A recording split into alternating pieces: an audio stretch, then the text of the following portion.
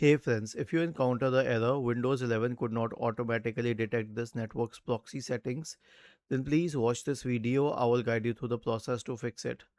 Right click on the start button and then you can select settings from the menu. Now go to the network and internet tab on the list on the left hand side and then scroll down and click on proxy. Make sure that the check button for automatically detect settings is checked and then manual proxy setup is unchecked. Okay, so this is one thing, and the second one is that you can automatically, you can perform a network reset. So right click on the start button, select settings from the menu, go to the network and internet tab. In the right pane, scroll down to advanced network settings, select network reset, click on reset now and click on yes, and this will fix your problem. Now I'll tell you why I do not follow solutions given by other channels and websites, because when you perform a network reset, it will entail all other solutions like IP reset, IP renew, flush DNS, everything.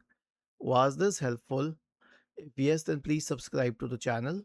If not, then let us know in the comment section of the video on how we could help you further. Thank you for watching this video and have a nice day.